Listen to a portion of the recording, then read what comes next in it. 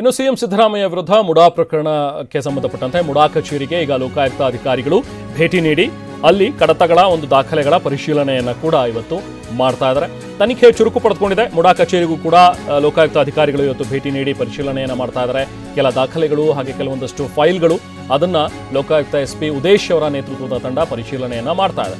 ಈಗಾಗಲೇ ಕೆಸರೆ ಗ್ರಾಮದ ಜಮೀನು ಪರಿಶೀಲನೆಗೆ ಅಂತ ಹೇಳಿ ಕೂಡ ಅಧಿಕಾರಿಗಳ ತಂಡ ಹೋಗಿ ಬಂದಿದೆ. ಲ್ಯಾಪ್ಟಾಪ್ಗಳ ಜೊತೆಗೆ ಅಧಿಕಾರಿಗಳು ಇವತ್ತು ಆಗಮಿಸಿ ಕೆಲವೊಂದಷ್ಟು ದಾಖಲೆಗಳನ್ನ ಕೆಲವೊಂದಷ್ಟು ಕಡತಗಳನ್ನ ಅಂದ್ರೆ ಫೈಲ್ಗಳನ್ನ ಪರಿಶೀಲನೆ ಮಾಡಿದ್ದಾರೆ.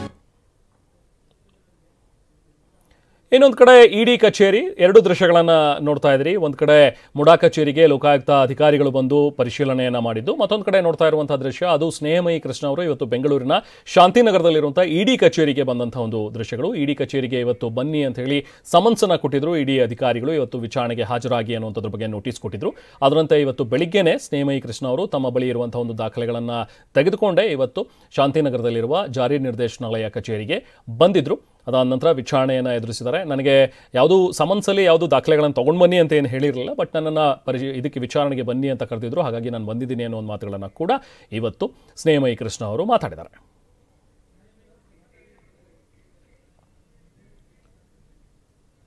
ಸೊ ಇಡಿ ಅಧಿಕಾರಿಗಳು ನನ್ನ ಆದಾಯದ ಮೂಲ ಕೇಳಿದ್ರು ಅಂತ ಹೇಳಿ ವಿಚಾರಣೆಗೆ ಹಾಜರಾಗುವ ಮುನ್ನ ಸ್ನೇಹಮಯಿ ಕೃಷ್ಣ ಅವರು ಮಾತನಾಡಿದ್ರು. ನನ್ನ ಮತ್ತು ನನ್ನ ಕುಟುಂಬದ ಮಾಹಿತಿಯನ್ನು ಕೇಳಿದರೆ ಅದೆಲ್ಲವನ್ನೂ ಕೂಡ ನಾನು ಇಡಿ ಅಧಿಕಾರಿಗಳಿಗೆ ಒದಗಿಸ್ತೀನಿ.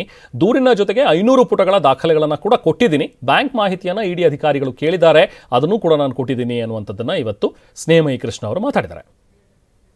ಸರ್, ನಾನು ದೂರ ಅರ್ಜಿಯೊಂದಿಗೆ 500 ಪುಟಗಳಿಂದ ಹೆಚ್ಚಿನ ದಾಖಲಾತಿಗಳನ್ನು ಕೊಟ್ಟಿದ್ದೀನಿ. ಸೊ ಅದಕ್ಕೆ ಸಂಬಂಧಪಟ್ಟಾಗೆ ಸಮಾಜದಲ್ಲಿ ಯಾವುದೇ ದಾಖಲಾತಿ ಕೇಳಿಲ್ಲ. ಸೊ ಅವ್ರು ಕೇಳಿರ್ತಕ್ಕಂಥದ್ದು ನನಗೆ ಮತ್ತು ನನ್ನ ಕುಟುಂಬಕ್ಕೆ ಸೇರಿದಂಥ ಮಾಹಿತಿ ಮತ್ತು ದಾಖಲಾತಿಗಳನ್ನು ಕೇಳಿದ್ದಾರೆ. ಸೊ ಅವ್ರ ಪ್ರಕಾರ ಸಮನ್ಸಲ್ಲಿ ಏನು ಮಾಹಿತಿ ಕೇಳಿದ್ರೆ ಆ ಎಲ್ಲ ಮಾಹಿತಿನ ನಾನು ಇವತ್ತು ಕೊಡ್ತಾ ಇದ್ದೀನಿ. ತನಿಖೆಗೆ ಹೆಚ್ಚಿನ ಸಹಕಾರ ಆಗಲಿದೆ. ಯಾಕೆಂತಂದರೆ ಅವರೇ ತಮ್ಮ ತಪ್ಪನ್ನು ಒಪ್ಕೊಂಡು ಆ ನಿವೇಶನ ವಾಪಸ್ ಕೊಟ್ಟಿರೋದ್ರಿಂದ ನಾವೇನು ಆರೋಪ ಮಾಡಿ ಅದು ಪೂರಕವಾದಂಥ ಒಂದು ಬಲವಾದ ಸಾಕ್ಷ್ಯ ಆಗುತ್ತೆ. ಅದು ಸೊ ಇದು ತನಿಖೆಗೆ ಹೆಚ್ಚಿನ ಸಹಕಾರ ಆಗುತ್ತೆ ಅನ್ನೋದು ನನ್ನ ಒಂದು ಅನಿಸಿಕೆ.